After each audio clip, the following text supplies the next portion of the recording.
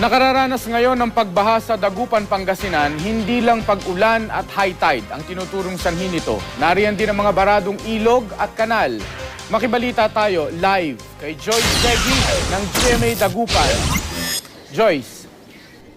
Mark, bagaman wala nang nararanasang pag-ulan dito sa Dagupan City, ilang lugar pa rin sa lungsod ang nakaranas ng pagbaha. Nagpalala sa bahang sanhi ng high tide ang halos maghapong pag-ulan dito sa Dagupan, Pangasinan. Ayon sa lokal na pamahalaan, 13 pangunahing lugar ang baha sa ngayon. Silted na ang ating river, especially yung papuntang outlet natin.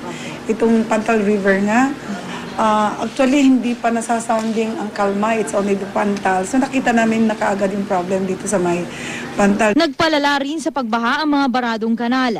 Ayon sa Dagupan City Engineering Office, magsasagawa sila ng dredging para maalis ang tinatayang 400,000 cubic meter na silt o buhangin sa mga ilog. Mark, nagpaalala ang lokal na pamahalaan sa mga residente na nakatira sa mababang lugar na manatili pa rin maging alerto at nang sagre maiwasan na anumang disgrasya, lalo na't hanggang Biyernes pa aasahan ang high tide. Yan ang pinakahuling kaganapan mula dito sa Dagupan City. Balik sa iyo, Mark. Maraming salamat sa iyo, Joyce Segui, live mula sa Dagupan City.